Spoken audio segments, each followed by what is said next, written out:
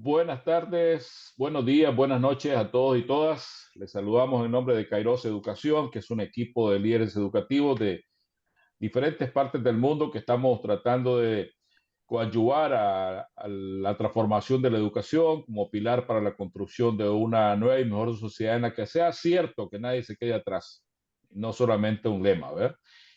Y en ese sentido, como parte de los trabajos que a nivel regional y mundial se hacen, que comenzaron en 1996 con la Conferencia Regional de La Habana, que no se llamaba CRES, pero era una CRES en la realidad, era una Conferencia Regional de Educación Superior de América Latina y el Caribe, que luego tuvo la conferencia mundial, la primera conferencia mundial de educación superior en 1998, cuando teníamos como director general a nuestro apreciado amigo Federico Mayor Zaragoza, y esa conferencia que estuvo coordinada por nuestro apreciado amigo Marco Antonio Rodríguez Díaz, una conferencia que sigue siendo referencia. Luego tuvimos la conferencia regional CRES 2008, que fue en Cartagena de Indias, dirigida por quien en ese entonces era la directora del IESALC, nuestra apreciada amiga Ana Lucia Gazola, que es actualmente vicepresidenta de Kairos. También un evento de mucha trascendencia, mucha importancia. Y luego tuvimos la segunda conferencia mundial en París en 2009. Luego hubo una 2009 más 5. Y luego la tercera y la última conferencia regional que fue en Córdoba. Primero precediendo a la tercera conferencia mundial, pero también en ocasión del centenario del manifiesto liminar, que fue presidida por nuestro amigo Hugo Yuri, coordinada por nuestro amigo Pancho Tamarit, Francisco Tamarit, que está aquí con nosotros, que tenemos el honor y el gusto de tenerle aquí con nosotros. También una conferencia regional que se le llama conferencia, pero que tiene una enorme cantidad de actividades precedentes y una gran cantidad de participantes presenciales y virtuales, y un plan de acción que luego se concretó en Lima. Luego tuvimos la conferencia mundial, la tercera conferencia mundial que por primera vez se realizó fuera de París, que fue el año pasado, en mayo, en Barcelona, la tercera conferencia mundial, que también por primera vez no tuvo una declaración, sino que fue un planteamiento de la subdirectora general de la UNESCO al final, pero no tuvo una declaración como las dos anteriores. Y ahora, del 13 al 15 de marzo de 2024, vamos a tener en Brasilia lo que se llama la CRES más 5, que es realmente la CRES 2018 más 5, pero le llama la CRES más 5, ¿verdad?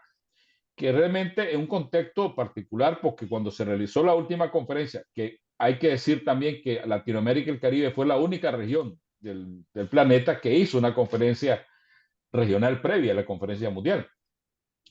Pero ahora tenemos, cuando la conferencia 2018 no habíamos tenido la pandemia. Y también no teníamos el contexto, el cambio climático ya existía, pero no en los niveles que tenemos ahora. Ahora tenemos nuevas guerras, además de las que teníamos en ese tiempo, como la guerra de Ucrania, la guerra de la Franja de Gaza, etcétera, etcétera, y muchos otros problemas, pero también tenemos desarrollo tecnológico. Yo pongo lo más elemental, el chat GPT tiene apenas un año, o sea, y eso ha establecido muchos cambios, pero eso solamente como un ejemplo. Entonces, se nos han elevado posibilidades, pero también dificultades. Y en este sentido, creemos que la CRES más 5 es un momento oportuno como un punto de llegada, un nuevo punto de partida partiendo de la Conferencia Regional 2018. Ya se han realizado dos encuentros previos. El de Córdoba, casualmente, que fue el primer encuentro pre-CRES más 5. Luego en Puebla, en la Benemérita Universidad Autónoma de Puebla, se realizó el segundo encuentro. Hubo otro evento que no fue realmente un encuentro pre-Cresma 5, pues se vinculó, que fue el de Asunción, Uruguay, pero más estuvo focalizado al tema de la digitalización, no a los 12 temas que tienen que ver con la conferencia. Fue un tema importante, pero específico. Y ahora que sí, la próxima, y que va a ser ya la previa para la conferencia regional, que va a ser en ocasión del Congreso Universidad 2024, que se realiza cada 2 años en La Habana, Cuba. Y realmente tiene siempre una participación muy amplia y va a ser un día destinado para abordar todo lo referente a la conferencia regional de Brasil. Entonces, se espera que en La Habana, Cuba, quede el borrador de lo que será el libro blanco de la conferencia regional.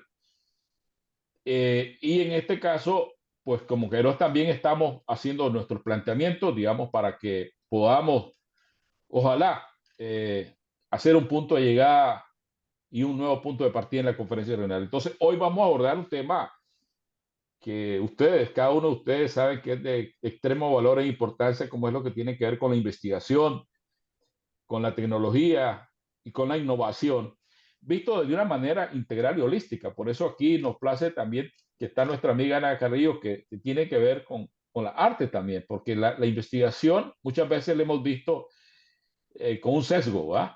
Y creo que hay que verla bajo una manera holística, y hoy más que nunca. Entonces, pero vamos a verlo. ¿Qué hacer? Al final lo importante de cara a la conferencia es qué hacer, pero cómo hacerlo, ¿verdad? Porque hay muchas cosas que hemos venido diciendo desde el 96, 98, 2008 y 2018, pero nos quedamos un poco atrás siempre. Entonces, ¿qué hacer? Pero ¿cómo hacerlo para avanzar en la integración de América Latina y el Caribe de mejor manera? No es que no hayamos hecho nada, sino de mejor manera, que nos dé más fortaleza interna, pero que a su vez nos dé más fortaleza para avanzar en la relación con otras regiones del mundo, sobre todo la relación sur-sur, y que la fortaleza de la relación sur-sur nos dé mejores posibilidades en la relación sur-sur-norte, pues también, pero en la medida que no sea una relación de dependencia, sino una relación más horizontal. Bueno, de ese tema yo sé que ustedes tienen mucho que decir y va a ser, sin duda alguna, un intercambio muy valioso. Y este foro va a ser moderado, la discusión que tendremos después de la presentación de ustedes por nuestro amigo Marcelo Magnasco. La presentación irá siendo por nuestra amiga Aurora Lechuga, quien tendrá a su vez, quien coordina eficientemente y diligentemente la red de jóvenes investigadores Kairos, a propósito, ¿verdad? Y que también va a tener a su cargo la relatoría con el apoyo de todos, ¿verdad? Para que tenga una relatoría con el mayor contenido y mejor contenido posible. Nuestro amigo Marcelo, pues una persona, es un académico de la Universidad de Buenos Aires. Y yo voy a decir solo algunas cosas, pues digamos, sí, lógicamente que él tiene una amplia experiencia como académico, pero también como dirigente del sindical y como dirigente gremial. Tiene, digamos, como académico una forma, ha sido decano del departamento, tiene una experiencia en todo el tema de comunicación, audiovisuales, etcétera. Es por esa razón que él es secretario eh, secretario de Relaciones Internacionales de la Federación de Docentes de Argentina, pero además secretario de Comunicación de la FESIDUAS. Pero otra cosa importante vinculado a este tema es que nuestro amigo Marcelo es el presidente de la Federación Latinoamericana de Trabajadores y Trabajadoras de la Ciencia, que a su vez tiene una relación, él y la federación, con la Federación Mundial de Trabajadores y Trabajadores de la Ciencia. Ha tenido una participación muy activa, muy dinámica en la organización y la discusión, involucrando actores académicos, actores del sector público, del sector privado, etcétera, para discutir un tema que tiene necesariamente, indisolublemente que ver con el desarrollo de capacidades para que esos objetivos de desarrollo sostenible, para que esa reducción de la pobreza, para que esa lucha contra el cambio climático, etcétera, etcétera, sea una realidad. Pero ¿cómo hacemos? Yo creo que aquí, bueno, no creo, tengo la certeza que todos ustedes tienen mucho, mucho, mucho que aportar en esta edición. Aquí está nuestra amiga Ana Lucia también. Un saludo para nuestra amiga Ana Lucia. Saludos. Entonces, yo le doy la palabra a mi querido amigo Marcelo Magnasco, quien tiene como digo, una larga trayectoria, no solamente en la parte gremial, sino como docente, pero también en la promoción de esa relación de los trabajadores y trabajadoras de la ciencia en Latinoamérica, el Caribe y en el mundo. Adelante, apreciado amigo. No, muchas gracias a vos, Telémaco, un gran saludo a todas, a todos los que están aquí, a los que van a, si alguien está online y a los que van a ver después los futuros videos. Yo antes que nada estoy esperando que un día de estos Telémaco se decida y escriba la historia del sistema universitario latinoamericano y el Caribe, ¿no? Porque que puede ser esta narración de estas situaciones y que realmente además lo hemos visto también, por ejemplo, en la post-CRES, ¿no? En Córdoba, que se organizaron, ¿no? Distintos momentos, y es una alegría volver a verlo en mi computadora, el amigo Pancho Tamarín, que hace un tiempo que no nos cruzamos en estos momentos un poco complejos que está viviendo la Argentina, pero bueno, Pancho, resistiremos, este, así es. Este, cuando me presento, yo que solamente voy a hacer una pequeña aclaración de lo que dijo Telémaco sobre mí, que tampoco me tiene que para nada conocer de memoria. Yo actualmente soy decano del Departamento de Artes Audiovisuales de la Universidad Nacional de las Artes de Buenos Aires, Argentina, así que una alegría compartir con la profesora Ana Carrillo estos espacios de valorización del arte dentro del sistema científico y de investigación, en el cual siempre hubo una participación, igualmente de las humanidades, más allá de que seguramente ciertos aspectos relacionados con las ciencias médicas o las ciencias duras siempre tienen por ahí algún rol central.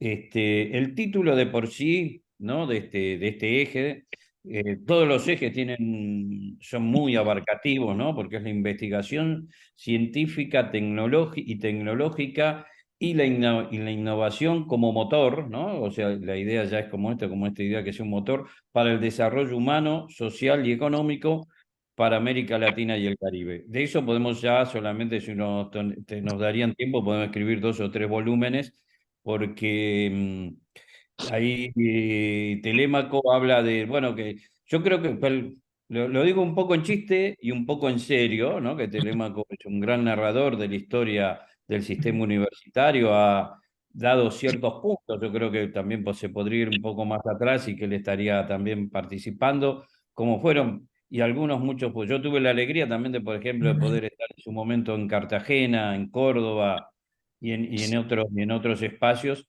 Y podemos ver, por supuesto, ciertas evoluciones con respecto a las discusiones. No es fácil. De Cartagena ya van a ser, si no recuerdo mal, Ana Lucia, ya 15 años.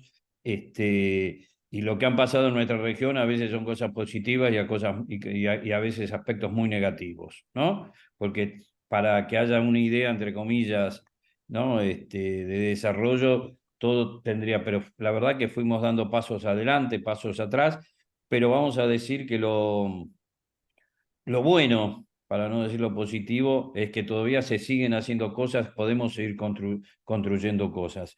Yo para no solamente bueno, introducir nomás algunas pequeñas ideas, sino pequeñas informaciones, cuando nosotros empezamos a trabajar en los procesos de la situación laboral, de las trabajadoras y los trabajadores científicos, sobre todo con compañeros en un principio de México, y ya tenemos distintos espacios como Centroamérica, Bolivia, Perú, bueno, por supuesto Brasil, Uruguay, era que el 80, según los países y según la OEI, alrededor del 80%, en algunos el 75%, de las trabajadores y trabajadoras de la investigación están relacionados directa o indirectamente con el sistema universitario. Es decir, la amplia mayoría trabajan dentro del sistema universitario.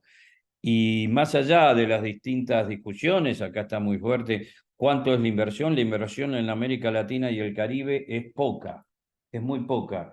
América Latina, estaba mirando para no decir un número, no me lo escribí, es solamente el 0,56% del PBI de América Latina y el Caribe están destinados a la investigación. Y de esos porcentajes, hay países que invierten más, mucho más. Brasil se lleva el 61%. Es decir, lo tenemos muy concentrados esos niveles de investigación. México es un 13%, Argentina un 9%, Colombia y Chile un 3% y el resto de Latinoamérica solamente tiene un 11% de la inversión. Es decir, que si no estuviera Brasil, no estuviera México, todavía ese porcentaje sería menor. Es decir, todavía nos falta mucho. y sobre todo cuál es la relación y y la situación. Solamente ya para terminar y pasarle la palabra a la compañera Aurora, que va a ser la que va a ir presentando a todos. Creo que la pandemia es el ejemplo de la importancia que tiene que tener la investigación. Nuestros países, salvo Cuba, ninguno pudo presentar una vacuna, digo, durante la pandemia, después hubo desarrollos y nos tuvimos que poner a la cola para ir comprándolas. A la cola quiere decir en línea, ¿no? Y seguramente eso es lo que, cuando quien la distribuyó a precios carísimos y, no vamos a decir, pero y casi a cuentagotas. Hubo distintos países, distintas políticas, etcétera. Pero bueno, creo que eso sería lo que nos mostraría cuál es la importancia, lo voy a utilizar solamente como una metáfora, como un motor de un desarrollo humano, social y también absolutamente económico. Quien no investiga no se va a desarrollar. Esto es un hecho, esa la fantasía que muchas oligarquías de nuestros países, que es comprando el ready-made, lo hecho ya en Estados Unidos o en Europa, difícilmente ocurra. Bueno, le quiero pasar la palabra a la compañera Aurora. Como no sé si yo, perdóname, te voy a hacer una pregunta, si yo la tengo que presentar a ella, solamente Sí, para no sí, arruinar nuestro programa. sí, para que no sea autopresente. No, por la duda no, pero viste, a mí me gusta seguir los guiones, yo vengo por eso, Ok. vengo del audiovisual, ¿no? Perdónenme, aprovecho la confianza también que hay entre todos nosotros. Aurora Lechuga Rodríguez, que es de México, mexicana, doctora, maestra y licenciada en Pedagogía por la Facultad de Filosofía y Letras de la Universidad Autónoma de México, a la cual creo todos conocemos, la UNAM. Realiza una investigación sobre la educación artística, también nuestra, la educación artística en las universidades de artes públicas de América Latina. Es integrante de la red del Consejo Latinoamericano de Ciencias Sociales, la CLACSO, en la temática Arte, Educación y Ciudadanía. Es miembro fundador de la Red de Educación Iberoamericana, FREI. Es coordinadora de la Red de Jóvenes Investigadores Kairos, donde colabora con un grupo generoso de investigadoras en arte sobre artes de diferentes países. Actualmente es investigador asociado en el C3, en el Centro de Ciencias de Complejidad del UNAM. Muchas gracias, Aurora, te cedo la conducción, digamos. Muchas gracias por la presentación, por la confianza. Muchas gracias al doctor Telémaco, que desde hace un tiempo ya nos conocemos, y conozco también a varios de los integrantes de Kairos Educación, todos de primer nivel, igual que los que nos acompañan en esta mesa.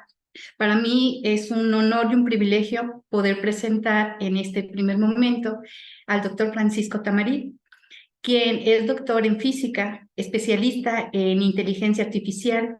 Además es profesor titular de la Universidad Nacional de Córdoba e investigador principal del Consejo Nacional de Ciencias y Tecnología de Argentina, CONICET. Fue rector de la Universidad Nacional de Córdoba y coordinador general de la CRES 2018. Muy bienvenido, doctor. También voy a presentar al doctor Jorge Herrera Murillo, quien es químico de profesión con un doctorado en Ciencias de la Tierra de la UNAM de México. Es catedrático de la Universidad Nacional en Costa Rica. Actualmente se desempeña como vicerrector de investigación de esa casa de estudios. Cuenta con 22 años de experiencia en la realización de proyectos de investigación en contaminación atmosférica y cambio climático, donde ha generado alrededor de 70 publicaciones en revistas indexadas. Bienvenido, doctor. Y también le damos la bienvenida a la doctora Ana María Carrillo, a quien conozco personalmente, de la Universidad de Artes de Guayaquil, Ecuador. Ella es artista visual y doctora en antropología por la Universidad Ribovira, Virgili, en España, maestra en gobierno de la ciudad por Flaxo, Ecuador.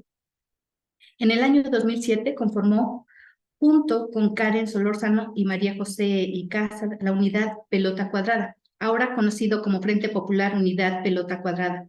Trabaja desde el video y la foto performance los archivos y el trabajo de comunidades problemáticas que tienen que ver con el poder, las relaciones con la autoridad y los vínculos políticos. En la Universidad de las Artes, en equipos de investigación transdisciplinaria, ha indagado las funciones de cultura en el trabajo de la hegemonía y contrahegemonía. Sus investigaciones utilizan el modelo de conformación de comunidades de interaprendizaje y la ecología de saberes. Ronda los procesos pedagógicos y los mecanismos de resistencia que las poblaciones han ido desarrollando en la cuna de un contexto colonialista. Entonces, cada uno de ustedes va a tener un aproximado de 5 minutos para ir presentando sus reflexiones, sus propuestas, y si les parece, empezamos con el doctor Francisco Tamarito. Muchas gracias, Aurora, por tu presentación. Muchas gracias a Telémaco como presidente de Kairos y a Ana Lucia como su colaboradora más estrecha, grandes amigos. Para mí es una alegría muy grande estar aquí junto a todos ustedes y también con otros amigos como Anet, por ejemplo, a quien admiro muchísimo. Y no voy a volver a presentarlos. Este es un tema central, me parece, y aunque pasó un poco desapercibido, la CRES dijo una cuestión muy importante. Ya no la educación superior tiene que interpretarse como un derecho humano y un bien social. Hoy en día debemos apuntar a que el conocimiento es un derecho humano para todas las sociedades. Y yo celebro que estemos aquí reunidos con Aurora, con Ana y con Marcelo, porque estoy convencido de que esta misión de repensar al conocimiento desde América Latina, pero también desde la periferia, porque podríamos estar también pensando en África, podríamos estar pensando en Asia,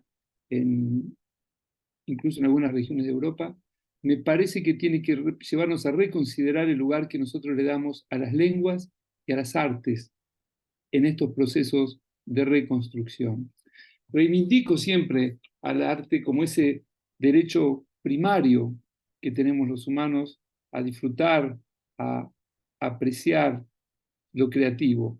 Y muchas veces nosotros ponemos el hincapié, hacemos mucho hincapié en el pensamiento racional, en las ciencias en general, en las tecnologías, y olvidamos de esa esencia común que tenemos y que es a donde más nosotros nos podemos referenciar como algo distinto al occidente post-europeo, como algo realmente nuevo y ese sujeto social que nos cuesta mucho construir. Pero dicho esto, imaginando cómo repensar el conocimiento, yo lo primero que hago notar es que si en algún aspecto América Latina muestra un rasgo colonial, es en este punto. Hemos mostrado una enorme incapacidad de entender que el conocimiento tiene que ser parte de las herramientas que necesita una sociedad contemporánea. Y esta necesidad no es nueva, hace mucho tiempo que la tenemos. Sin embargo, vivimos atados a una concepción de calidad en términos de producción de conocimiento que es terriblemente atrasante para nosotros. Una idea de calidad que descarta la pertinencia, descarta la inclusión, descarta la integración como elementos constitutivos de una nueva forma de pensarnos. Es aquí donde vemos que el diálogo de saberes se limita, escapa al interés de nuestras universidades y es donde todos estos rasgos coloniales de nuestras élites se ponen más evidentes. Y un amigo común me dice algunas veces, vos cuando hablas de decolonización ofendés a los europeos. Y yo quiero comenzar aclarando que no es así.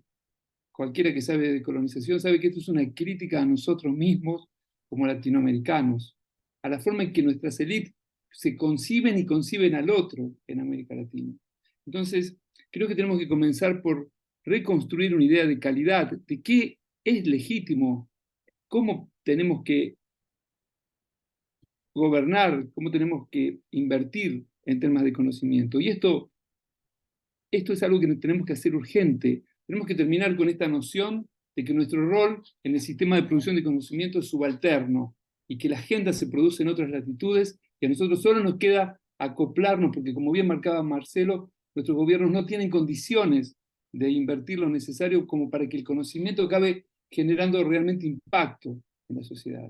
Pero también tenemos que mirar críticamente al sistema y entender que quizá lo que está faltando también es mostrar a nuestras sociedades llenas de necesidades, de postergaciones, que el conocimiento puede ser esa herramienta que necesita, ¿no? Fíjense que el título de este eje, que lo construimos en el año 2016, le pusimos como motor de desarrollo humano, social y económico, olvidó una componente muy importante, que sin duda es la ambiental. Nuestro continente sufre lo ambiental, nuestro continente se ha hecho receptor de todas las inversiones que vienen aquí a permitir lo que no se hacía en otras regiones. Y finalmente, porque ustedes saben que es quizás el punto más importante que uno podría pensar salió de la CRES, es necesario pensar una nueva forma de internacionalización del conocimiento. Se ha agotado esta idea de movilizar académicos y estudiantes como el único objetivo palpable de un proceso de internacionalización. Fue el eje más difícil de discutir dentro de la CRES. La calidad y la internacionalización fueron los puntos donde tuvimos más discrepancias dentro de la CRES. Y llegamos a importantes acuerdos. En esa visión nosotros tenemos que entender que la integración de nuestra región a un mundo que es tan competitivo, tan agresivo, tan exigente, requiere que nosotros consolidemos un proceso de integración regional con América Latina y el Caribe, sin ningún tipo de distinción entre ellas. Y aquí viene un elemento también importante que surgió de la CRES. Nosotros no tenemos ningún instrumento que nos permita colaborar en términos de conocimiento. Todos los esfuerzos de cooperación se hacen sobre la base del presupuesto de cada una de las universidades. En tanto, otras regiones han generado mecanismos de cooperación internacional intragubernamental con la participación de los sectores de la academia, de la sociedad civil, lo cual les permite generar espacios de articulación, en primer lugar, de generación de una agenda común y, segundo lugar, de una forma de priorizar aquellos temas que son más importantes para la región. Y esto nada tiene que ver, esto no significa no cooperar más con el norte, para nada. No, eso tiene que continuar existiendo.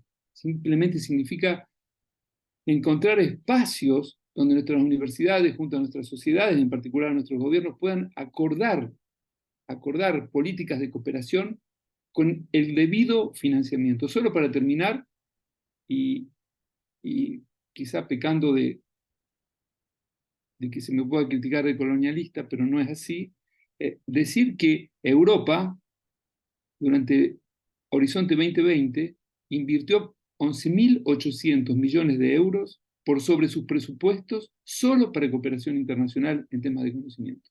Y que al mismo tiempo América Latina bajó sus inversiones científicas, pero en términos de cooperación sigue sin tener ningún espacio y ningún financiamiento adecuado, más allá de los esfuerzos muy valiosos que hacen algunos países, como Brasil, como México, como Argentina, que acaban también captando recursos humanos que terminan no volviendo para sus países de origen. Entonces, esta es mi primera intervención. Disculpen que me excedí un poquito, pero estoy atento a escuchar a mis colegas, muchas ganas de aprender. Muchas gracias, Chu. Muy interesante porque sobre todo muy seguramente vamos a tener muchos temas en común. Ahora le damos la palabra, por favor, al doctor Jorge Herrera, perdón. Muchísimas gracias. Quisiera extenderle un agradecimiento a los organizadores por la invitación girada a participar. Yo quisiera referirme brevemente a 6 puntos que para mí son básicos a la hora de hablar del tema que nos reúne en este encuentro. El primero es reconocer que las labores de investigación, independientemente de si es investigación científica o es investigación en cultura o en humanidades, tiene que hacerse con un proceso robusto de planificación.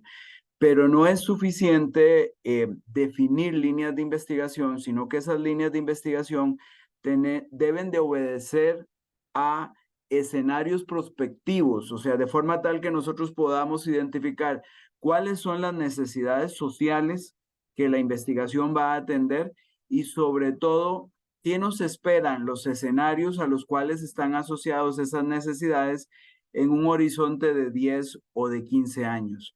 Hacer prospectiva y aplicar el enfoque prospectivo es algo que nosotros no estamos tan acostumbrados en materia de ciencia y tecnología porque tenemos la tendencia a olvidarnos de que la investigación debe anticipar muchas de las necesidades y problemáticas, así como desafíos futuros que las sociedades van a tener que cumplir.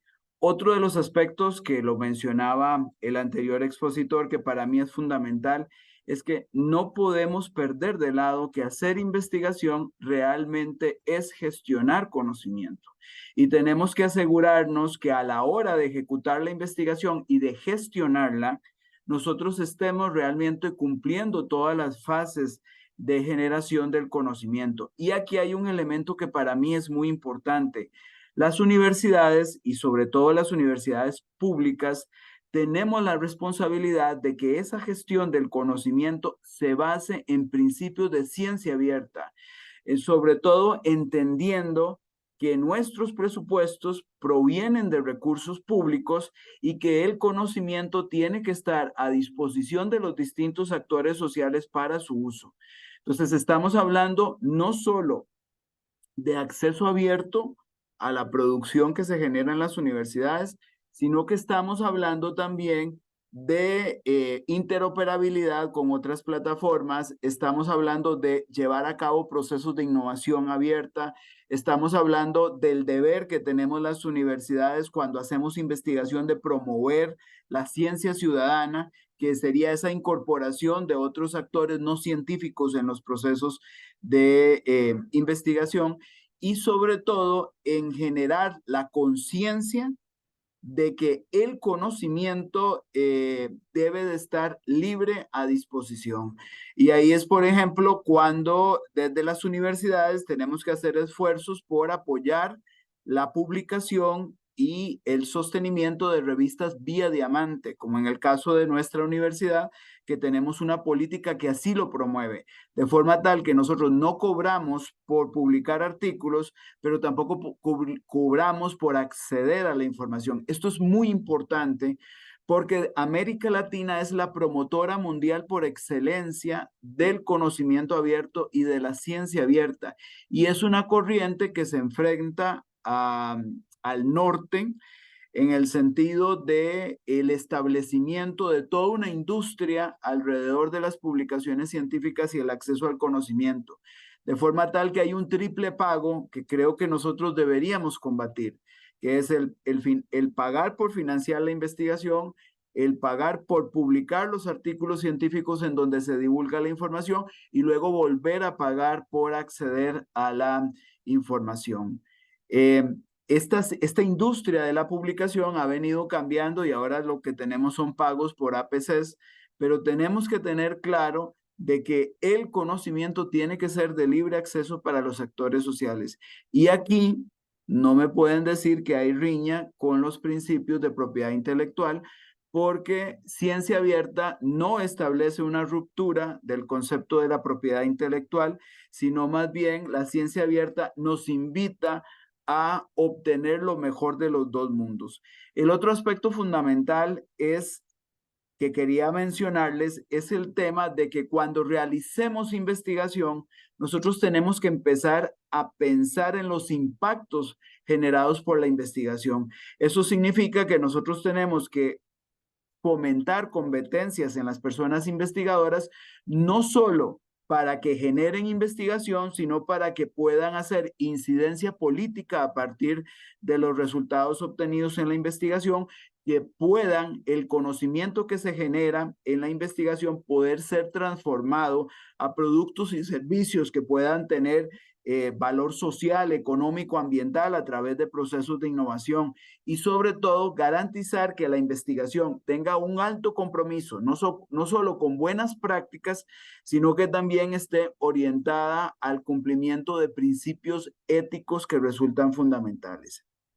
Un cuarto aspecto que a mí me gustaría mencionar es que todos aquellos que hacemos investigación tenemos que tener claro que cada vez nos enfrentamos a problemas muchísimo más complejos y son problemas que no pueden ser abordados con soluciones lineales, sino que tenemos que hacer uso de la interdisciplina, de la transdisciplina y sobre todo incorporar en muchos procesos de investigación el diálogo de saberes. Y ahí es fundamental migrar a procesos de construcción de investigación en forma conjunta, en donde no solo las disciplinas puedan dialogar, sino también reconocer que hay un diálogo que tenemos entre contextos científicos y contextos no científicos, y que son base fundamental para poder abordar los distintos desafíos que como sociedad tenemos, que repito,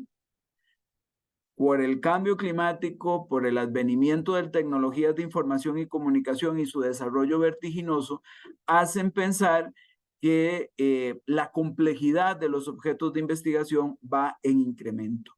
Un quinto factor que a mí me gustaría llamar la atención es que no podemos hablar de investigación e innovación si no tomamos en cuenta las brechas de género. Tenemos que tener claro que hay diferencias abismales entre el perfil de las mujeres investigadoras con respecto al perfil de los hombres investigadores. Tenemos que reconocer que es más fácil para los hombres investigadores acceder a generar productos de investigación, a tener mayores niveles de publicación y que las mujeres están quedándose rezagadas. Y esto se ve no solo al analizar la cantidad de personas que están no solo estudiando, sino investigando en carreras STEM, por ejemplo, sino al nivel de productividad que la mayoría de mujeres investigadoras presenta independientemente del área de la ciencia, sobre todo porque tenemos que generar conciencia de la importancia de generar prácticas que permitan armonizar lo que es la vida familiar con la vida profesional.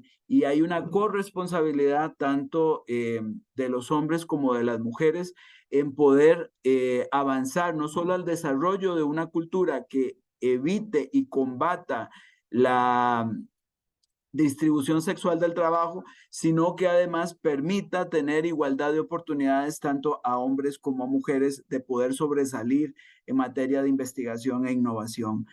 Y yo quisiera cerrar con un punto que a mí me parece fundamental. Siempre el financiamiento de la investigación ha sido un reto en América Latina y lo seguirá siendo, sobre todo porque la inversión, como bien lo decía el primer panelista, recae sobre las universidades públicas. Costa Rica no es la excepción. El 77% del financiamiento y la investigación en ciencia y tecnología se hace en universidades públicas.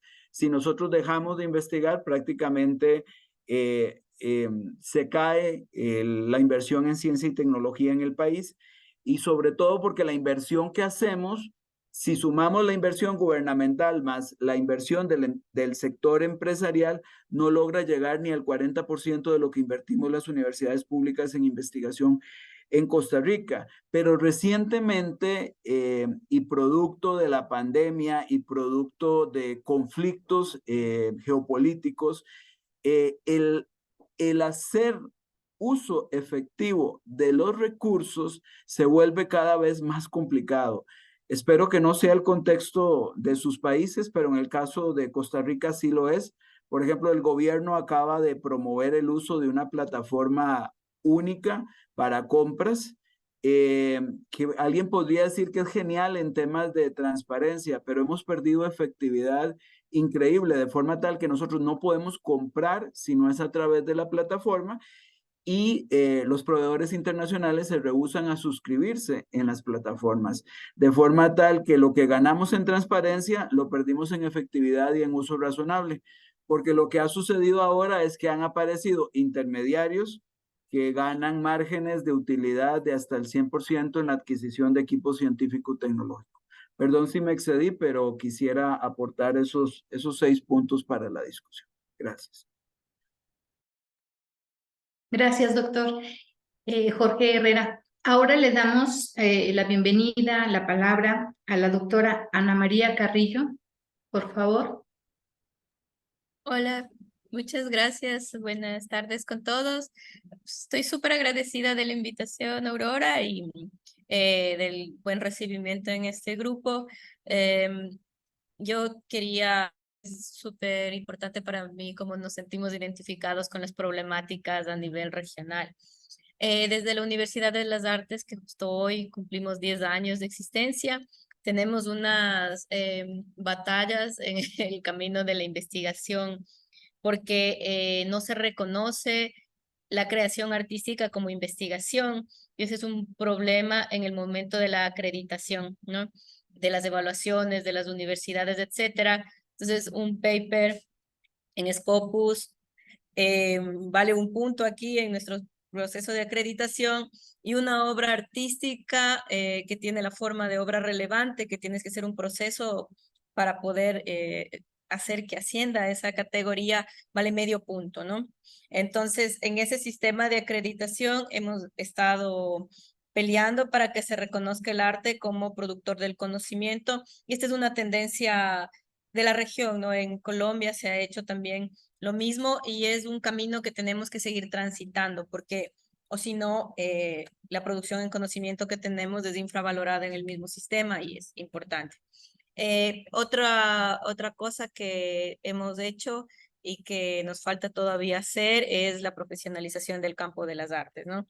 Siempre hay esa brecha histórica con esa profesionalización, lo que hace que artistas tengan menos oportunidades laborales. Entonces tenemos 3 procesos nacionales que a veces son difíciles, un poco polémicos, pero que nos permiten incluir artistas que no están graduados en el sistema formal, ¿no es cierto?, pero incluirlos como docentes, que son los procesos de reconocimiento y prestigio de su trayectoria, que nos permite contratarlos para que puedan ser parte de la planta docente, y eso es como importante. Hay una deficiencia de posgrados, especialmente en Ecuador, ¿no? Lo que hace que aquella gente que tuvo plata para salir a estudiar en Estados Unidos, etcétera, y entonces haces una división de clase dentro de la misma formación artística. Tenemos estas herramientas, y ahí tenemos otra herramienta que se llama validación de trayectorias, que es una titulación de 3er o de 4º nivel que nos permite también entregar títulos para profesionalizar artistas con una amplia trayectoria en sus campos disciplinares. Son a veces complicados, difíciles de llevar a cabo, pero son herramientas que tenemos en ese sentido. Ahora, por otro lado, a mí me parece bien importante tomar en cuenta la función de la extensión universitaria para los procesos de innovación y de relacionamiento de la producción científica, tecnológica y artística con el sentido de la transformación social, ¿no?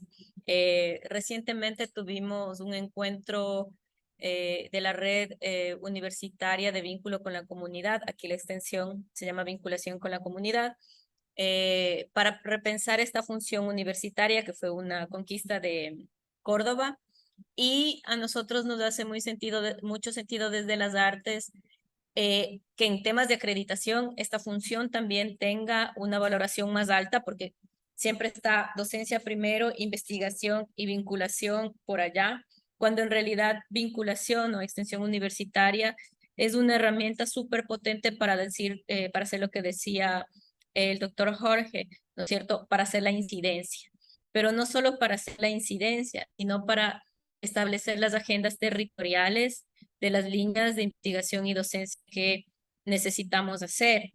Estamos en la Universidad de las Artes a punto de aprobar un modelo educativo. Ya pensado mucho, les comparto esta imagen, cómo estructuralmente estamos pensando la articulación de estas 3 funciones sustantivas en la estructura de la universidad, ¿no? Entonces, nos estamos abocando por el aprendizaje experiencial, que es parte de un giro educativo importante para conformar un ciudadano integral, un conocimiento sistémico, digamos. A mí me gusta mucho cómo se choca esta cosa siempre con la física, ¿no? Me encanta.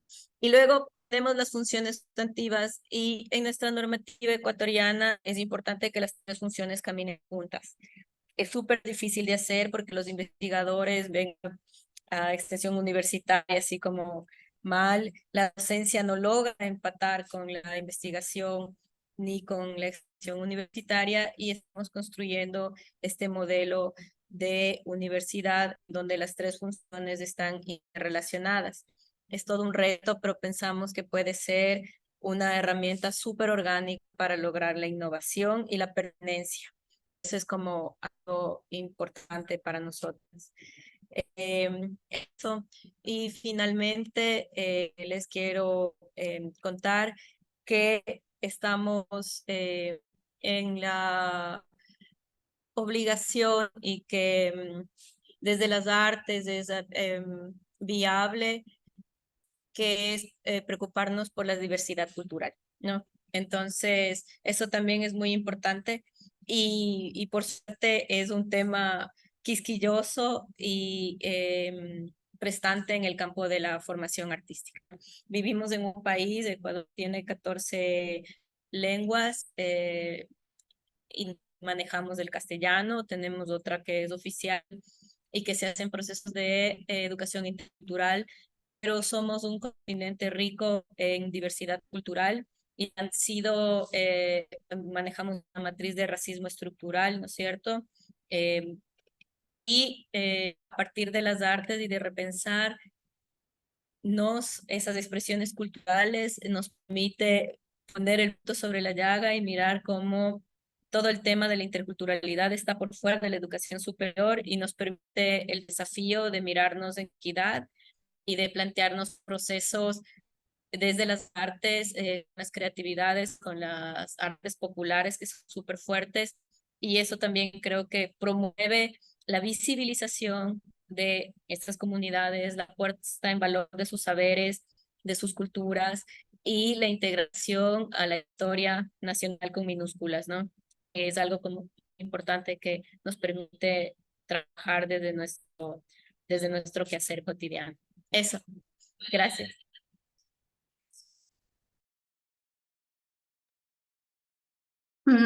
Muchas gracias, doctora Ana, Anita, mejor conocida en su universidad. ¿Qué les parece si hacemos otra ronda para propuestas, si tienen consideradas algunas propuestas que tengan que ver con este eje de nuestra mesa de trabajo, que es la investigación científica, tecnológica, la innovación como motor del desarrollo humano, social y económico para América Latina? Si tienen algunas propuestas. ¿Les parece si empezamos con el orden con el que iniciamos? Doctor Bueno, Francisco Tamarí. bueno, primero celebrar las exposiciones de Jorge y de Ana, la verdad que fueron muy importantes, y reconozco la necesidad de valorar el trabajo del científico. Creo que esa es una cuestión muy pendiente del científico, del artista, del tecnólogo, del profesor, de la profesora, porque creo que es una deuda grande que tenemos en América Latina. Yo, a nivel de propuestas, y quiero retomar un aspecto que dijo Jorge. Jorge habló sobre la prospectiva, y ese es un tema central para América Latina. Por eso nosotros también propusimos en su momento, hasta habíamos pensado ya en dónde debería estar ubicado, un centro latinoamericano y caribeño de prospectiva, porque no tenemos ese hábito de pensar cuál es el futuro. Bueno, aquí está Ana Lucia, que seguramente podrá reforzar mi opinión de que una cosa muy singular que tiene el, el Estado Federal brasileño es lo que se llama el CGEE, que es el Centro de Gestión y Estudios Estratégicos de Brasil, que es precisamente un gran centro de prospectiva para las políticas públicas, privadas, organizacionales del Estado brasileño. Entonces, una propuesta que a mí me gustaría hacer, Cairo quizá pueda ser importante, es desde el ámbito latinoamericano y caribeño promover estudios prospectivos.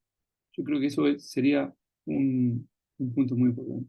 Quiero decir, cuando yo hago hincapié en América Latina y el Caribe, no significa que también podamos hacer en colaboración con otros grupos, pero nosotros tenemos que empezar a asumir la madurez de que, más allá de que hablamos lenguas que son europeas, nosotros somos sujetos culturalmente distintos y tenemos necesidades y realidades y tenemos que ponerlas en valor.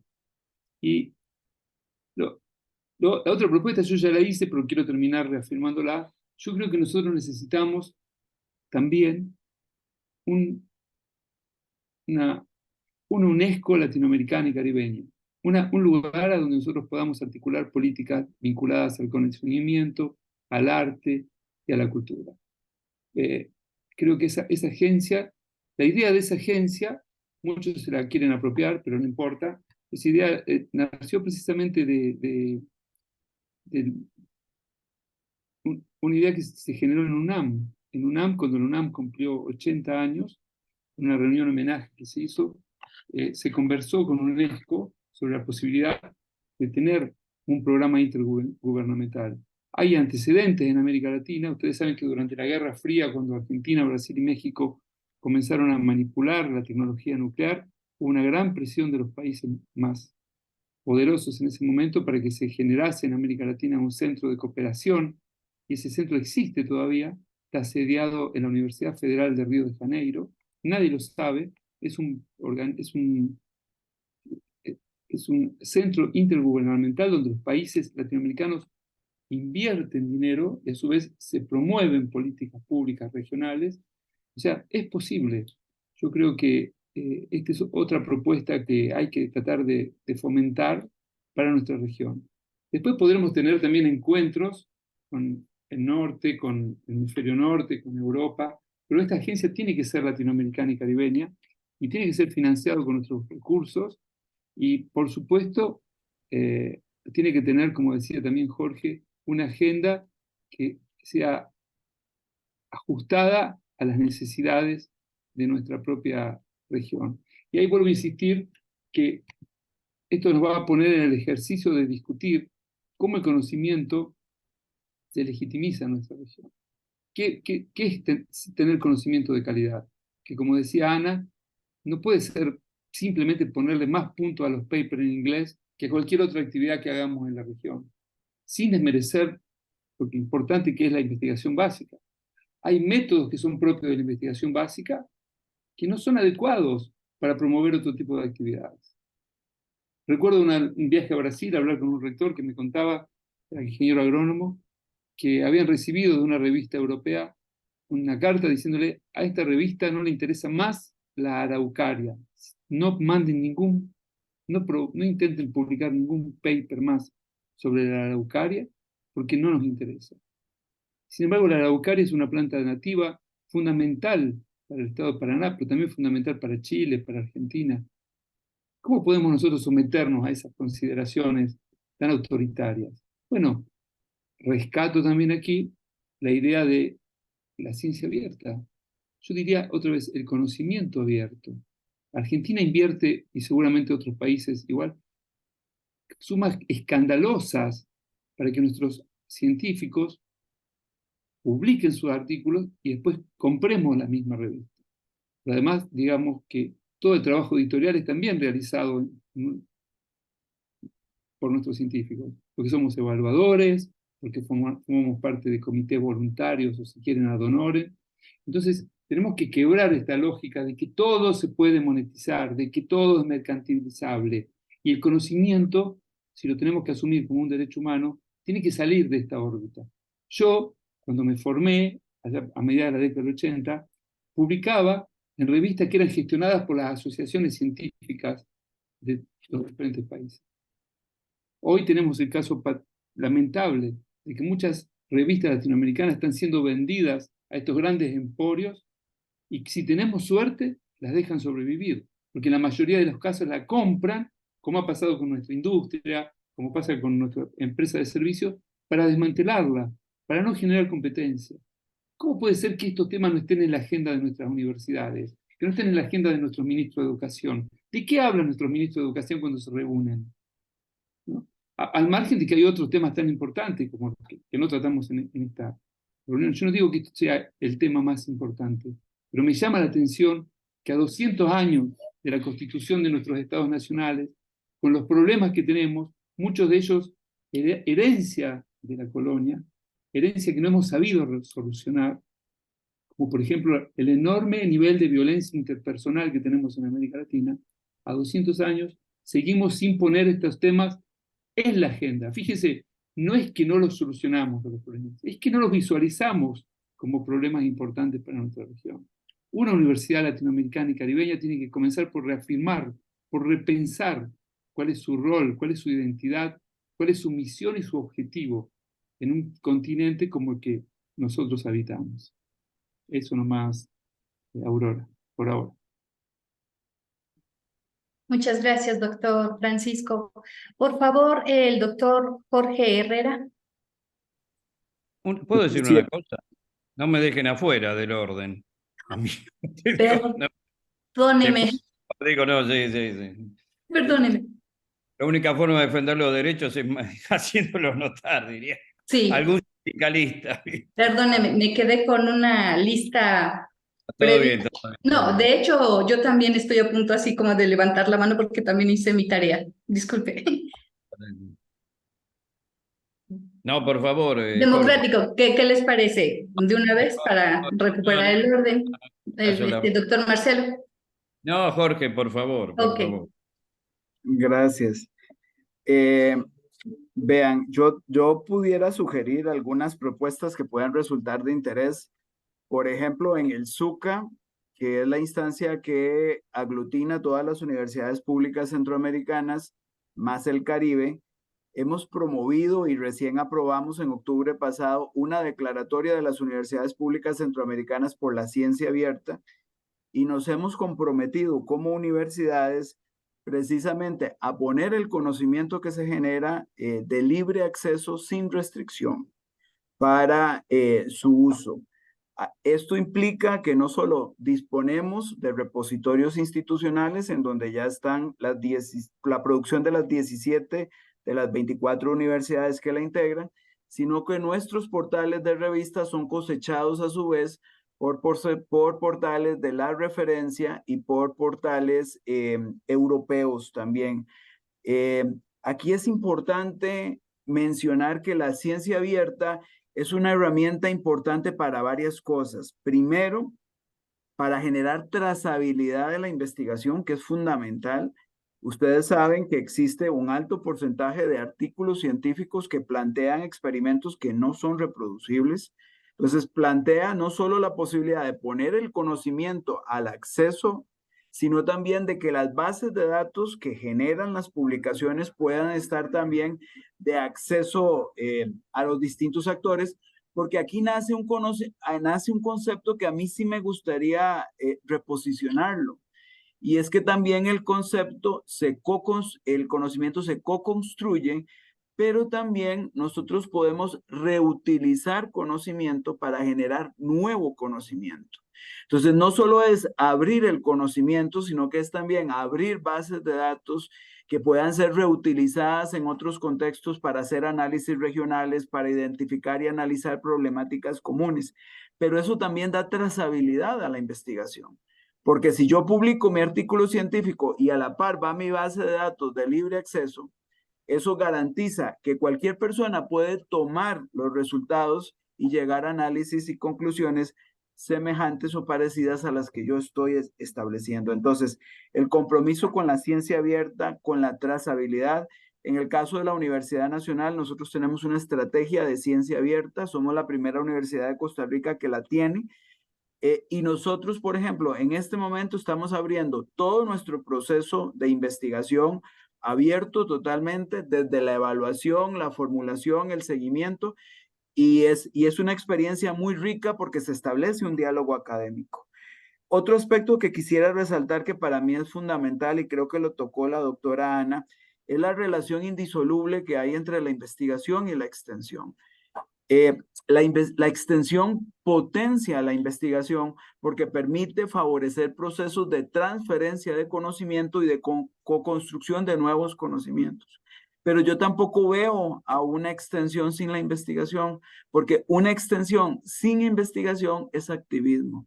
Y ahí es donde podría ser una labor hecha por un ministerio, podría ser una labor hecha por un municipio, pero extensión en el marco de una universidad sin investigación, yo no la veo.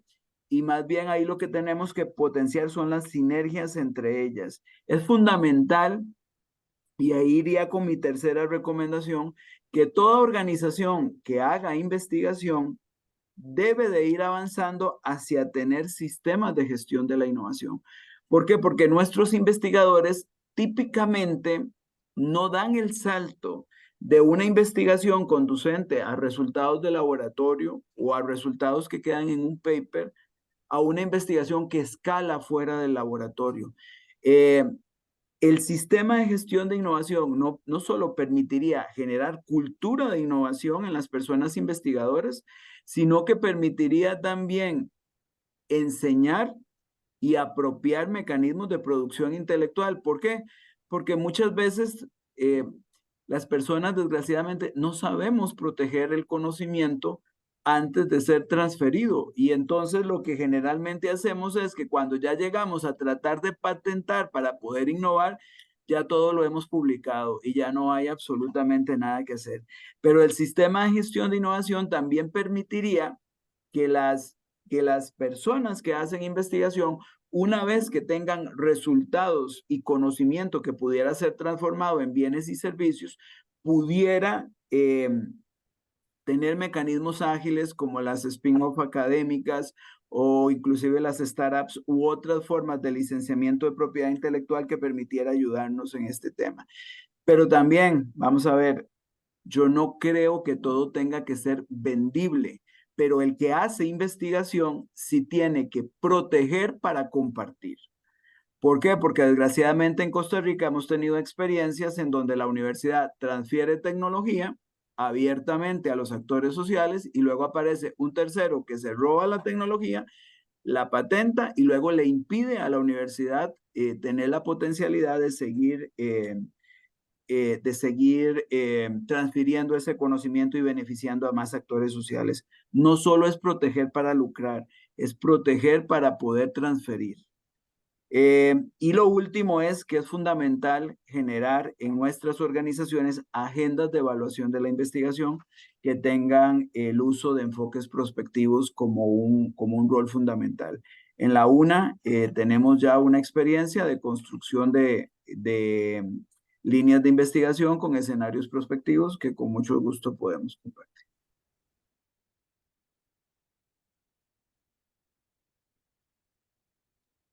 Gracias, doctor. Entonces, en lugar de prospectiva, vamos a retrospectiva y le pido la palabra, por favor, al doctor Marcelo Magnasco y después continuamos con la doctora Ana Carrillo, por favor. No, yo por ahí, solamente para generar un poco de diálogo en esta idea del futuro, ¿no? El futuro que siempre el futuro es incierto, pero últimamente parece que está exagerando, digamos. Pero con respecto a la producción de conocimiento, yo creo que si lo tenemos, para mí, si lo tengo que reducir en dos palabras, que la producción de conocimiento es poder, ¿no? Estamos hablando además de una de la circulación del poder. Yo comparto, lo hemos hablado, las aspiraciones, lo voy a mencionar a Pancho solamente por una cuestión de barrio, digamos, a Francisco, a Telémaco también, pero la verdad que nuestra región no tiene organización política como la Unión Europea.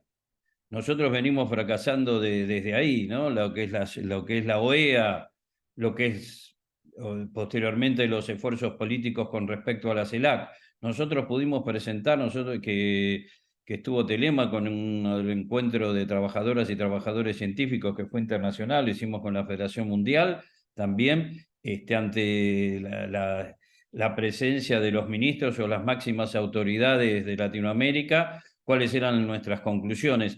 Y la verdad que los encuentros, Pancho, fue duro por ahí, que digo, de qué hablan durante la reunión de los ministros de educación o de otros.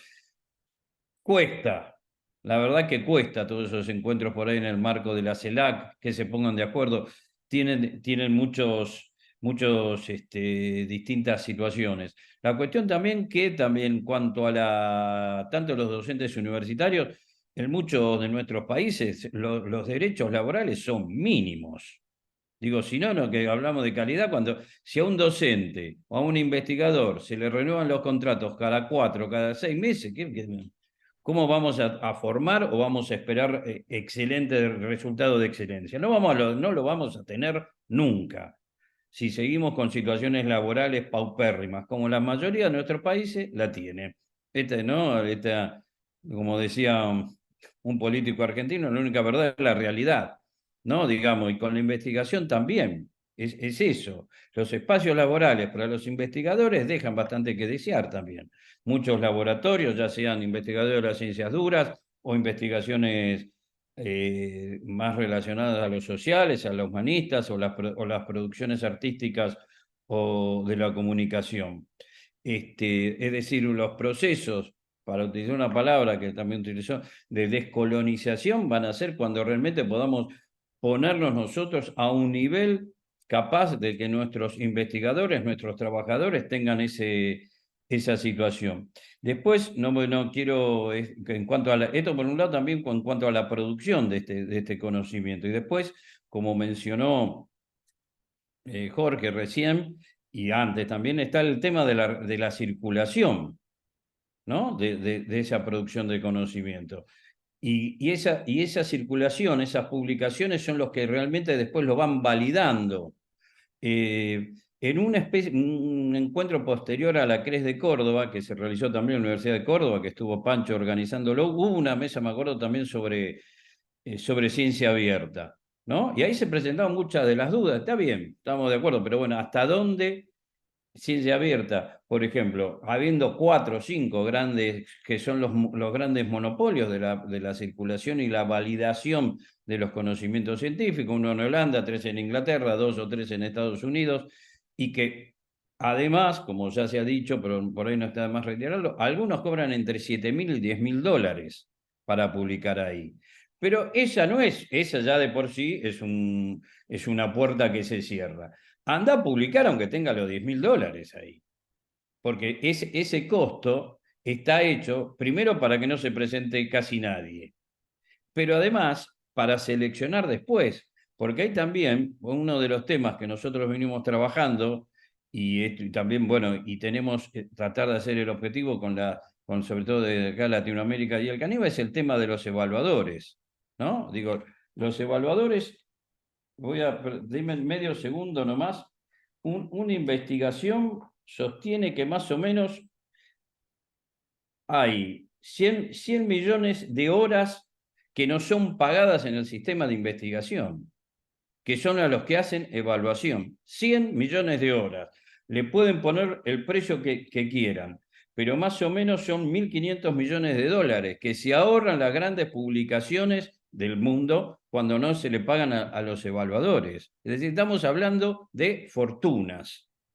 Digo, pues la investigación acá nosotros parecemos, voy a utilizar una palabra medio dura para Argentina, medio escroto, pero estamos hablando de millones de dólares que circulan y que se ahorran, porque además de que el Estado a través de las universidades paga a los investigadores, que le paga a las grandes editoriales, después a los evaluadores no les pagan, y es la forma con que le pagan, con un supuesto, entre comillas, digamos, prestigio. Un prestigio que lo van a poder pagar, que lo van a poder cobrar ¿cómo? Publicando en esas mismas revistas, ¿no? Digamos, en esos grandes grupos editoriales, que no es muy diferente que cualquier otro tipo de producción o cualquier otro tipo de los grandes medios de comunicación.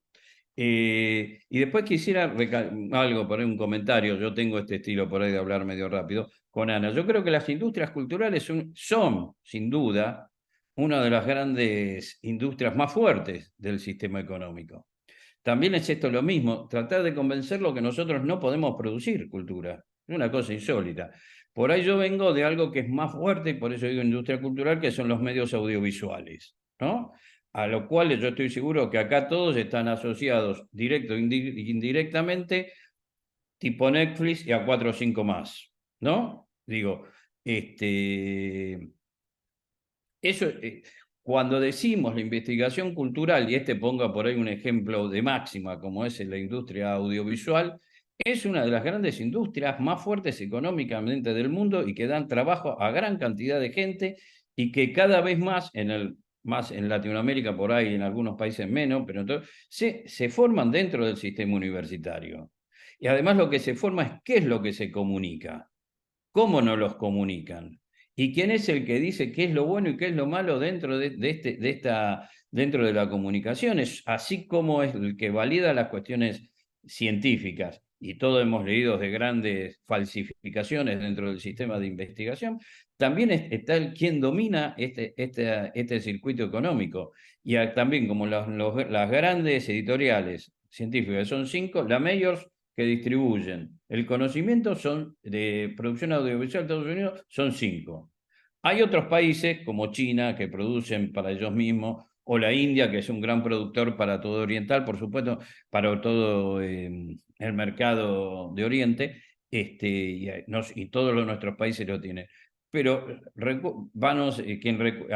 por ejemplo, ahora que nosotros vamos a entrar en un gobierno de extrema derecha y con esto una de las cosas que dijo que iban a cerrar fueron 2.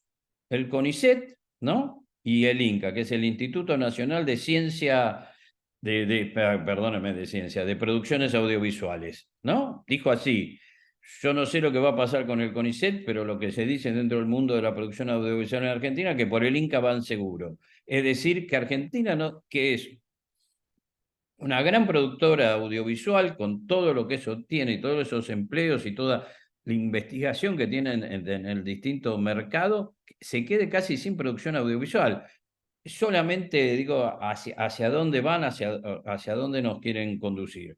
Y con respecto, yo sigo apoyando esta idea que ya se le había escuchado muchísimas veces a Pancho, de crear realmente una agencia de evaluadores o de investigadores, de empezar a relacionarnos. Sé, para mí, las dificultades son más políticas que la voluntad de las trabajadoras y los trabajadores, ya sea en los distintos niveles de la gestión, etcétera. Perdonen, muchas gracias. Muchas gracias, doctor Marcelo. Por favor, doctora Ana, le cedemos la palabra. Gracias. Yo, con respecto a lo que se ha dicho en la última intervención, también tengo, a ver, para nosotros es súper importante estar aquí porque partimos y estamos pensando en investigación científica y tecnológica. Y como siempre hablamos entre artistas, entonces seguimos la misma hoja de ruta a veces, ¿no es cierto? Pero sí, me parece que en lo que está pasando en la educación a nivel mundial, en la educación superior, que se conforma como uno de las bolsas más grandes del comercio en este momento, ¿no es cierto? Con la preeminencia de las políticas neoliberales en la región que tienden a la privatización y a la venta de los servicios educativos de educación superior, que además se venden a unos precios súper caros, va a la par con con una visión que solo viene del lado mercantil de lo que es del conocimiento, ¿no? Como súper utilitario. Por eso es que a veces las artes nos quedamos un poco afuera porque todavía no entendemos bien en las matrices productivas y en las matrices formativas dónde nos ubicamos, ¿no es cierto? Entonces, el momento en que planteas la creación de individuos para el mercado laboral, así, de una manera plana, el campo de las artes en algunas partes se ha innovado, digamos, como mencionaba Marcelo, forman los ejércitos de trabajadores de la industria audiovisual, de la industria musical, En países como Ecuador, menos, donde tenemos menos industria, pero industria cultural. Pero nos queda ahí como la duda de hacia dónde va caminando la formación humanista, ¿no? Y ese creo que es un problema en el que estamos todo el sistema de educación superior latinoamericano, ¿no? En una época de políticas agresivas neoliberales, en donde la extracción de la materia prima, yo lo siento mucho en Ecuador, ¿no? Un momento en transformar la matriz productiva y ahora estamos en extracción de materia prima pura y dura. Entonces, ¿dónde va quedando la formación humanista y el horizonte del conocimiento como un bien social para la transformación, como la que plantea esta mesa? Y ahí sí me parece que tenemos que lidiar y hacer malabares para poder intercambiar y mantener el ideal de una formación humanista que nos permita formar colectivos, individuos con altos valores éticos y que miren críticamente el mercado laboral, que paradójicamente es el lugar en donde se van a insertar, ¿no? Entonces a mí sí me parece que tenemos que hacer a veces esos malabares cuando hacemos las propuestas de carreras, etcétera, ¿no? Ubicar el mercado laboral y mantenernos en una formación crítica que además cada vez es más rápido. O sea, ahora vemos maestrías de un año, ¿no? Súper rápidas. Las licenciaturas se han ido achicando de tiempo y en ese achicamiento de los tiempos para acabar las licenciaturas hay una compresión de unos saberes, de unos conocimientos que se transmiten para producir un sujeto productivo. Y en cambio se van dejando otras cosas. Entonces, en el campo de las artes es bien interesante porque siempre la conformación de ese individuo, de su experiencia, de su sensibilidad, de la creación, de su pensamiento crítico es bien importante, casi no lo puedes dejar de lado. Y tenemos esa pelea, ¿no? Ese lugar donde necesitamos hacer la intersección y pelear por mantener una visión humanista sobre la educación. Eso me parece importante, puedo comentarles. Muchas gracias, doctora Ana. Miren, ya tenemos el tiempo encima. Afortunadamente, las aportaciones de cada uno de ustedes es muy importante, pero también tenemos público que levanta la mano y que quiere participar. ¿Les parece si alguno de los que está escuchando quiere? Estaba insistiendo un doctor Jorge Audi, pero creo que bajó la manita. Entonces, si hay alguien del público que quiera participar. Yo misma, Aurora, yo misma. Por favor, un honor. Bueno, me encanta veros a un montón que hace tiempo que no veía a Pancho, a ti, Aurora, a Marcelo Magnasco, que lo vi en Girona también.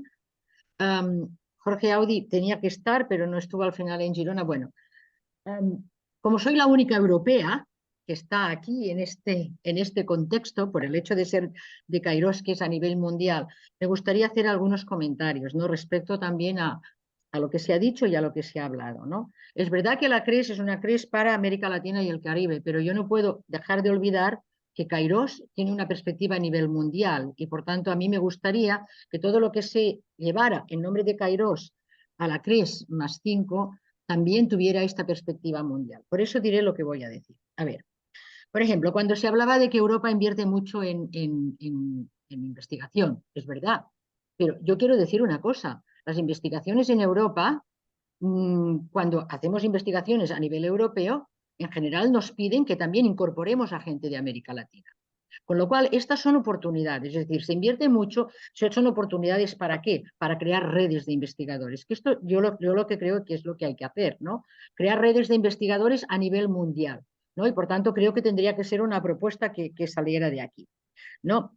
Por ejemplo, en cooperación internacional, siempre, por ejemplo, nosotros ahora hemos estado colaborando con, lo sabe Telema, con un proyecto financiado por la Unión Europea, en que Europa, por ejemplo, mi universidad solo ha puesto dinero, bueno, dinero no, ha puesto conocimiento, y los que han recibido son Haití, que creo que en este debate está también Judith, ¿no? Que está Judith de la Universidad Estatal de Haití. Entonces yo creo que tenemos que profundizar en este sentido. Por otro lado, fijaros que siempre estamos pensando en que la investigación se tiene que financiar, o por el Estado, o por los grandes organismos internacionales, etc. Y yo lo que estoy diciendo es que, por ejemplo, en Europa, y yo creo que se puede hacer exactamente igual en América Latina, se está también invirtiendo en investigación desde las empresas. Las empresas tienen que hacer proyectos de investigación y desarrollo, ¿no? El I+D. Y el I+D, a veces ellos tienen sus grandes zonas de I+D, pero hay que hacerlo en colaboración con las universidades también, ¿no? Por tanto, ¿qué estamos haciendo ahora con eso? Ya hace unos años, yo creo que hace como 10 años, se llevaron a cabo lo que se llaman los doctorados industriales. Los doctorados industriales son doctorados que en colaboración con la universidad se desarrollan en empresas y el estudiante es pagado por la empresa en parte y en parte también por la universidad o por el gobierno de la Generalitat, en nuestro caso, o del Estado, para que pueda realizar su tesis, ¿no? Por tanto, estos doctorados industriales a mí me parecen sumamente importantes. Otra cosa, por ejemplo, que es lo que hicimos cuando vinisteis a la Conferencia Mundial de Educación en Barcelona, hicimos propuestas para que hiciéramos tesis cotuteladas. Tesis cotuteladas por gente de América Latina y de Europa, para así ir aprendiendo. Porque, por ejemplo, una cosa que no podemos olvidar, muchos estudiantes latinoamericanos vienen a hacer sus másters en Europa. Muchos. Entonces, ¿por qué solo tenemos que dirigir las tesis desde Europa? Podemos hacer tesis cotuteladas. Y esto además genera redes con las universidades latinoamericanas y podemos hacer cosas conjuntas entre todos. Yo, al menos, esto es una de las cosas que a mí me preocupan y creo que es por las que tenemos que ir. Muy interesante todo lo de la ciencia abierta. Yo, por ejemplo, hice la tesis sobre investigación responsable. Uno de los ejes principales de la investigación responsable, evidentemente, es la ciencia abierta, ¿no?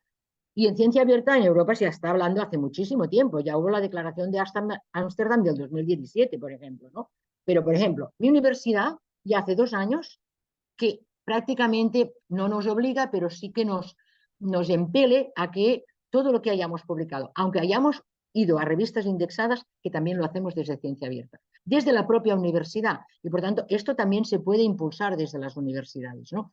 Porque en definitiva, lo que no podemos olvidar es que aparte de la investigación básica, tenemos que hacer también investigación aplicada para resolver problemas que nos ocupan a nivel social, ¿no? Y por tanto, esto tiene que repercutir. No puede ser las revistas indexadas solo vamos ahí los investigadores.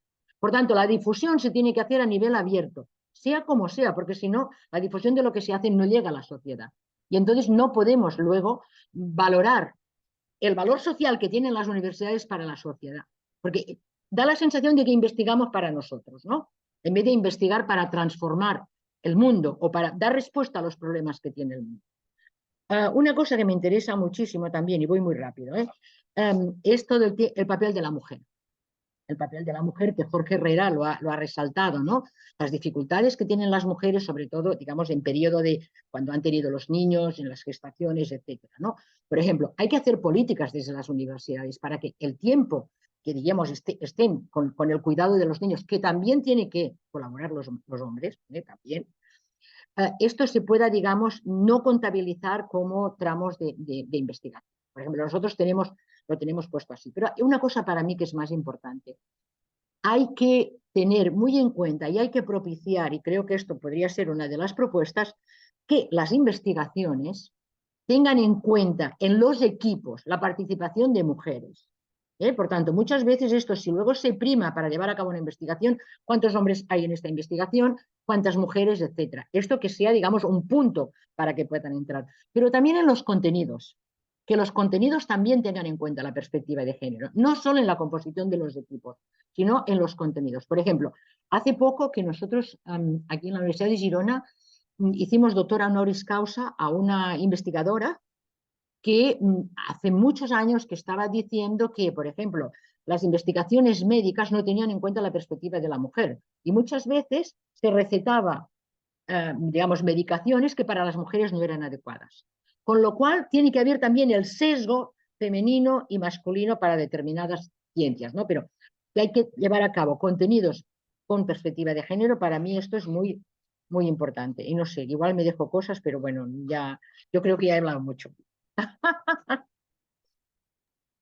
Apenas como para hacer esto cotidiano, porque temas y propuestas y después nos van a surgir cuando termine el evento, pero que además podemos colaborar. Claro, claro. Por favor, les demos la palabra a nuestro coordinador de Kairos Educación, al doctor Telémaco, que levantó la mano. Muchas gracias. Trataré de ser breve. Yo creo que nos falta, no para contraponernos a las otras regiones, pero nos falta articularnos mejor. Mire, la misma IESAL UNESCO, yo no tengo problema en decirlo y por eso no caigo bien en algunas veces, ¿verdad? Eso no representa a América Latina y el Caribe. Yo no siento que represente a América Latina y el Caribe, más bien algunas veces la UNESCO, que nos pertenece a todos los países, incluso desde 2009, y no porque esté alguien que no es de Latinoamérica, no me refiero a porque esté el doctor Pedro, y lo digo con apellido. Desde el 2009, cuando tuvimos la conferencia mundial, parecía la UNESCO contra América Latina.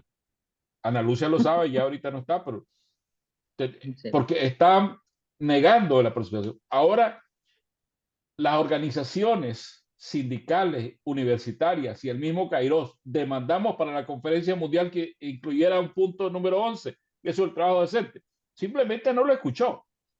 Simplemente lo ignoraron. O sea, quiere decir, pero yo creo que más allá pues de eso, pero ¿qué pasa? En la misma Conferencia Mundial de Barcelona, al final, no actuamos de manera coordinada Latinoamérica y el Caribe.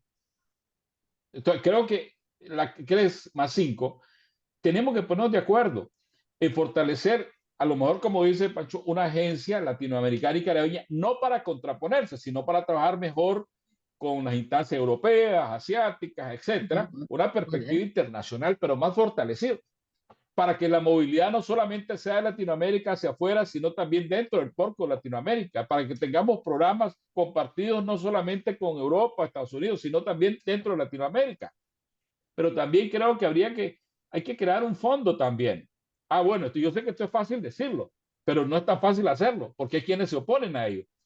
¿Por qué? Porque no solamente es un tema de los recursos, sino de que hay investigación de corto plazo, pero hay investigación que requiere procesos largos y por tanto los investigadores andan saltando de proyecto en proyecto, ¿verdad? Porque simplemente un proyecto termina y ya no hay más plata. Y entonces un proceso investigativo queda cortado, porque muchas veces los resultados de una investigación son la base para la siguiente.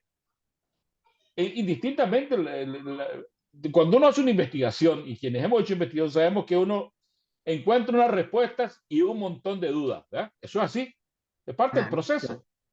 Entonces uno requiere un financiamiento no solamente en volumen, sino sostenido en el tiempo. Pero como decía Marcelo, si el trabajador no tiene ni el puesto de trabajo asegurado y mucho menos el financiamiento de mediano y largo plazo, es complicado. Yo creo, pero más allá pues, de eso, yo creo, Pancho y amigos y amigas, incluyendo a María Rosa, que es una europea con sentimiento latinoamericano, porque ojalá muchos latinoamericanos tuvieran el compromiso que tiene María Rosa, ¿verdad? Que eso hay que decirlo así con claridad. Habemos muchos latinoamericanos que no tenemos ese compromiso que tiene María Rosa o Félix u otra gente, ¿verdad? Pero yo creo que tenemos que, ojalá, realmente decir, dejarnos de las banderas.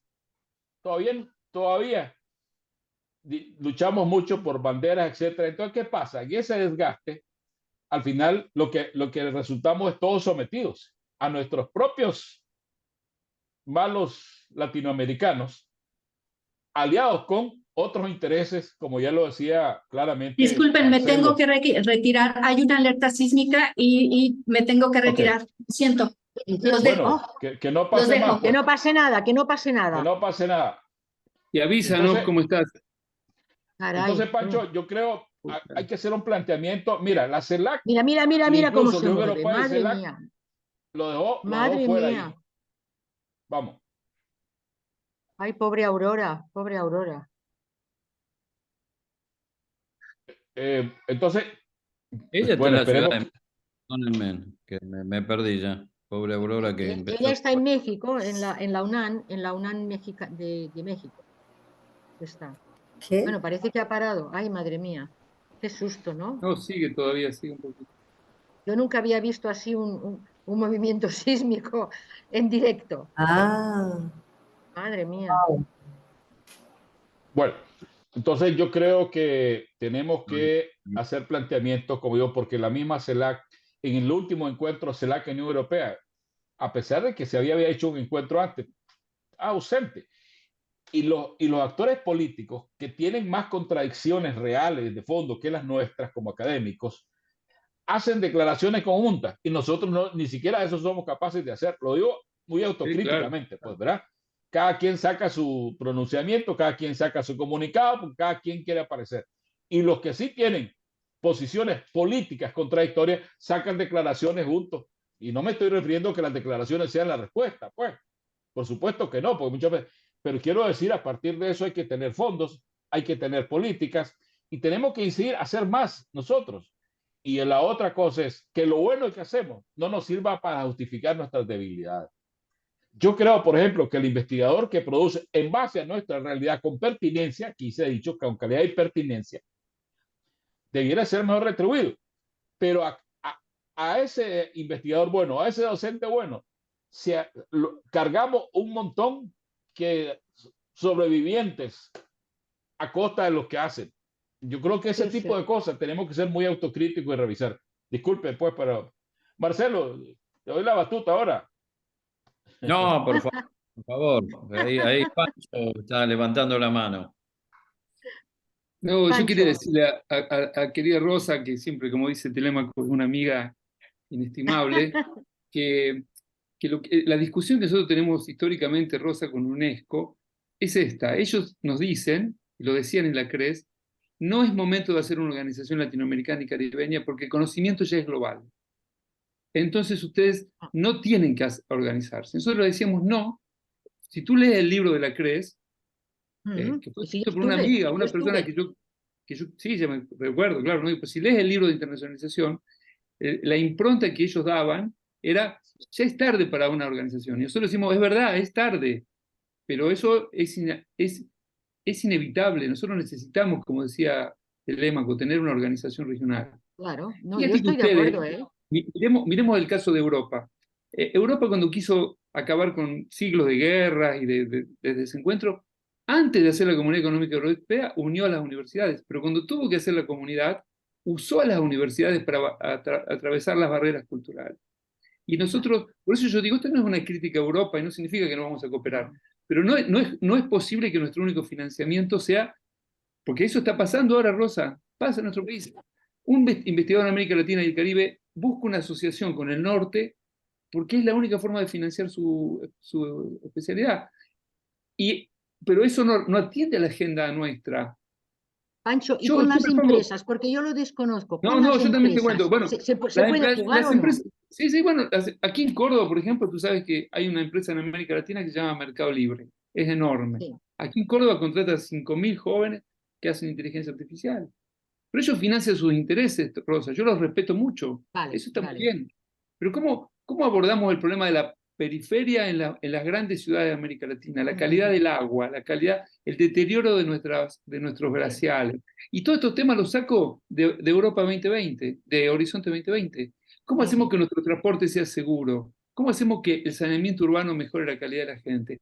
No, ¿cómo puede ser que América Latina no discuta estos temas? ¿Cómo puede ser que un gobernante piense que en esto no tiene que invertir y que en esto la universidad? Bueno, pues tú sabes, eso pasa. Entonces, más allá de las críticas que tú le puedas hacer a tu gobierno, por izquierda, por derecha, ustedes tienen una tradición en la cual el conocimiento es parte del cotidiano de reflexión sobre la solución del problema. Nuestras élites piensan que la solución de nuestros problemas la tienen ustedes. Así. Aquí hay una revista muy de humor que se llama Barcelona. No sé si la conoces. No. Sí. Es muy graciosa, es una revista todo de humor, que dice, Revista Barcelona, una solución europea para los problemas argentinos. ¿No? Es en tono de chacota. Pero eso está muy metido en nuestras élites. No de europeos, digo de argentinos, brasileños, mexicanos, ecuatorianos, nicaragüenses, que ellos piensan que nosotros no somos viables para hacer conocimiento. Y que por lo tanto eso tiene que venir de fuera. ¿Cómo estás? ¿Cómo estás, Aurora? ¿Cómo estás? Literalmente temblando. Hemos Sí. visto las paredes que temblaban, ¿eh? Yo no había visto nunca un movimiento sísmico en directo, ¿eh? Yo tampoco, nunca. Aquí suena la alerta 1 minuto antes. Claro. ¿Por qué? Porque tiembla en Guerrero o en Claro. Oaxaca. Cuando, Sí. cuando es la alerta, tienes 1 minuto. Y dependiendo en el nivel donde estés de un edificio, lo que tienes es que buscar los lugares porque no te da tiempo. Si estás en el piso 20, olvídate del elevador. Claro. Entonces se buscan los lugares. Afortunadamente, eso tiene que ver en directo parte de la tecnología, donde geógrafos, técnicos, comunicación, suenan las alarmas, como aquí en Ciudad Universitaria, estoy en Ciudad Universitaria, en el centro de la complejidad, suena la alarma y tenemos que salir sí o sí, porque no sabemos si es una falsa alarma o es un terremoto. Cuando suena es que son de 5 puntos y más, o sea, terremoto. Entonces tienes que salir, ya después averiguas. Y ahorita ya todo mundo se movió bastante fuerte. No sé si vieron, si se movió, Sí, pero lo mucho tiene. Veíamos. Aquí vimos. aprovecho con el tema de la complejidad, porque si bien podría decirse que es un tema, ¿no?, de placas tectónicas, ahorita los psicólogos están tratando de calmarnos, Bueno, está bien. etcétera. Y se Está puede bien. ver un solo tema como un tema complejo. Entonces yo cedo la palabra, perdón, en lo que estaba, no interrumpo. Ya todo bien. No estábamos preocupados. Nos alegra que estés de vuelta. Claro, Fue claro. 5.5. Yo también me alegro que Sí, estés sí, bien, hombre. dicen los celulares que ahora nos informan. No, quiero terminar con una anécdota, Rosa. Sabes que en el año 2015 estábamos reunidos en CELAC, muchos rectores del Grupo Montevideo, y nos había pedido un tiempo, la organizadora, se hacía creo que en Bélgica, el Encuentro América Latina-Unión Europea, nos habían pedido un tiempito para explicarnos. Llegó la delegación y la primera sorpresa es que llegaron un argentino, un mexicano y un colombiano, creo. No venía nadie europeo. Segunda sorpresa, que no sabían nada de política, eran 3 investigadores, un biólogo, un físico, un lingüista. Y la tercera sorpresa fue que nos vinieron al grupo de Montevideo a decir que nosotros solo podíamos participar en forma individual, que no había lugar para las redes latinoamericanas. Los despedimos Madre mía, qué desastre. los despedimos con mucha atención, mucho respeto, y recuerdo que Árbol Cantar, que después fue secretario de Política Universitaria, era quien presidía, y él mandó una carta a los gobiernos pidiendo que no participaran porque nos estaban faltando el respeto. Son Hombre, estas cosas a las cuales sí, ya nos lo sé. cuesta A ver, acostumbrarnos. que en Europa es verdad que también hay visiones muy distintas de la mía, ¿eh? Claro, Yo a claro, y veces, eso no es de Elena España ni de comenta que soy más Portugal. latinoamericana que europea, ¿no? Sí, Pero claro, no, sí. quiero Eso decirte quiero. que yo como soy de los que trabajan con co-creación, con investigación responsable, Sí, con seguro. ciencia abierta, entonces mi visión es otra, y yo creo que hay que ir por ahí. Además ahora tenemos los ODS, que el 17 dice que tenemos que hacer las cosas juntos, a ver si aprendemos de una vez, ¿no? Ya con este sentido, ¿no? Y yo, bueno, es que estoy en esta línea. Pero bueno, no, yo te entiendo, Pancho, también, pero lo que pasa es que yo también reivindico mi visión, ¿no? Pero No, con no, todo está el bien, está cariño del bien. mundo, lo sabes, ¿eh? Pero sabes, Rosa, nosotros deberíamos, como tú dices, ir a la CRES 2005 a hablar de nuestra problemática, pero también llevar Claro, un mensaje mundial y decir, el conocimiento tiene que ser un bien social para todos lados. Que es distinto decir sí, que es un señor. bien global, es distinto. Yo estoy de acuerdo contigo, lo digamos, llevemos ese mensaje. Como Claro. Kairos tenemos esa potencia. Es decir, que América Latina también tiene que opinar sobre eso. Aportemos a la Claro que paz, sí, claro que aportemos a sí. las soluciones, aportemos a un mundo más justo. Bueno, eso me pliego totalmente, que puede salir como una conclusión de esta reunión. Pero dejen que también tengamos nuestra distancia, eso es lo que tenemos que decirle a UNESCO. Yo sí que No, los sí, tú dejo, sí. Yo El por problema mí es ningún UNESCO, no es problema. tú, no. Ningún problema, porque además es verdad, cada región tiene sus especificidades, aunque vivamos en un mundo global. Entonces, bueno, yo creo que es lógico que haya esta unión en este sentido. A mí me parece perfecto. Bueno, pues Una, nada, ya me quedo descansada. De hecho, una, si me permiten, yo también me hice mi tarea en el sentido de que me gustaría colaborar, no solamente como coordinadora de la red de jóvenes investigadores Kairos, que como la mayoría de ustedes saben, son más de 100 jóvenes que tienen proyectos científicos, que ya tienen proyectos que no van a empezar a desarrollar, sino que ya tienen propuestas. Entonces, si me permiten 4 o 5 puntitos, los leo rapidísimo, no los voy a desarrollar, por el tiempo y lo demás, pero sí me gustaría dejarlo como plasmado en el sentido de que coincide mucho con lo que dijeron y es en sentido de propuesta. No voy a hablar de la red, voy a hablar de cosas de colaborar. Entonces, desde el enfoque, sobre todo de la complejidad, como les comenté, estoy trabajando en el Centro de Ciencias de la Complejidad de la UNAM, donde trabajan todos, la mayoría de los científicos más renombrados. Entonces, la propuesta número 1 sería buscar formas de hacer investigación en la universidad en espacios donde se realicen estudios de carácter interdisciplinario, en colaboración con diversas dependencias nacionales e internacionales. La misma red de Kairos tiene cientos de universidades que podríamos empezar allí, cómo colaborar entre estas instituciones. Número 2, impulsar el desarrollo de diversas ciencias mediante la generación y gestión de proyectos específicos con enfoque sistémico, integrador y transdisciplinario que impacte el avance de la comprensión y prevención también, como en el caso que vimos ahorita, prevención de problemas de carácter regional, no nada más en México, en Haití, etcétera, etcétera. Les gustaría tener un tipo de estas alertas sísmicas, convocar a las bases científicas, tecnológicas, humanísticas, artísticas, siempre vamos a ponerlo así, con el nombre completo, artísticas, humanísticas, o sea, no separar, podría ser una base, ¿no? Integrar grupos académicos multidisciplinarios con diferentes sectores gubernamentales y no gubernamentales, con lo que comentaba la doctora Terraderas, también a veces un poquito el prejuicio de que suena empresa, pues nosotros pondremos las condiciones, ¿no?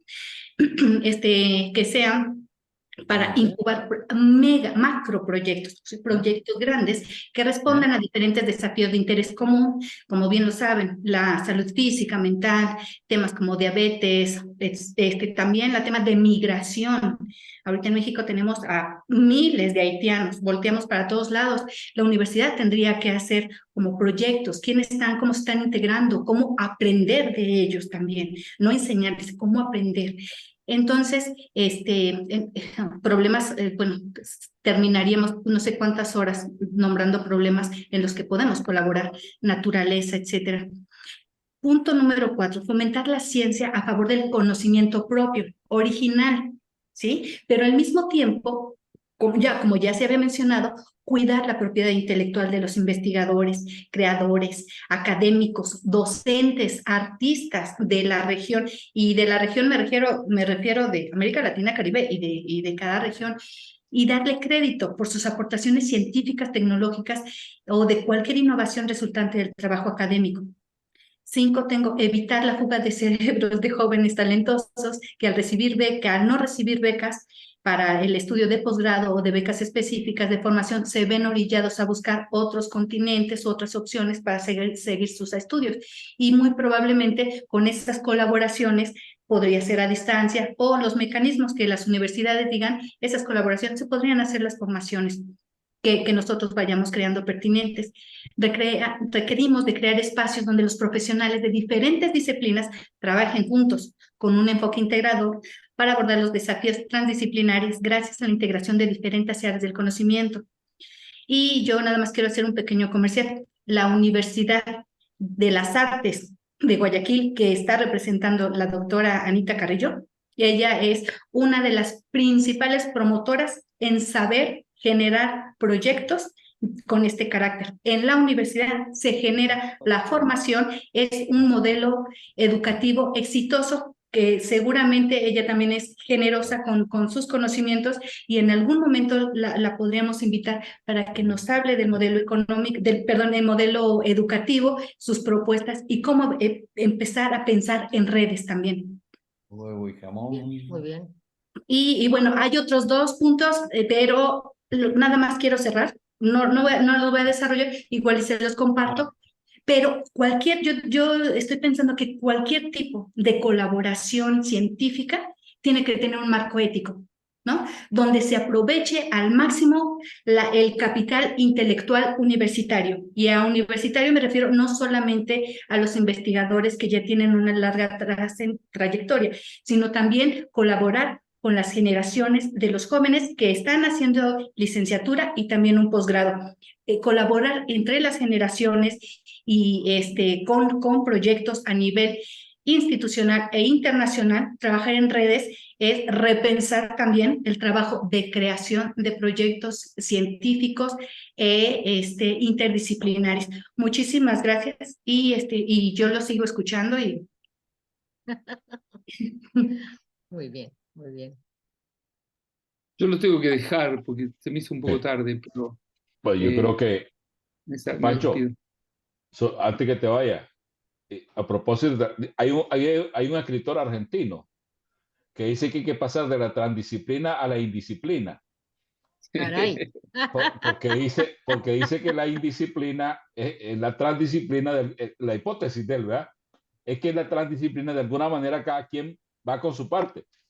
Y la indisciplina, en el sentido de que todo el mundo se apropia de todo. Bueno, no más casi como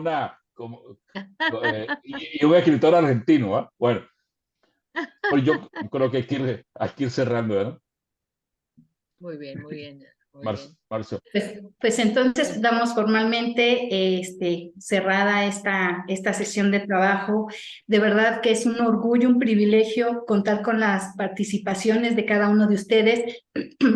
Casi siempre falta tiempo y aquí los que faltaron fueron las otras personas que estuvieron escuchando muy atentamente, comentaron activamente también en el chat de grupo. Afortunadamente esta sesión quedó grabada. Les mando un muy fuerte abrazo y con la esperanza de coincidir con ustedes presencialmente en algún momento. Un beso Quiero. y gracias a todos. Gracias a todos. Gracias Chao a todos. Felicidades. Muchas Muchas gracias, habéis Aurora. estado fantásticos, ¿eh? Muy Chao a bien. todos. Todos.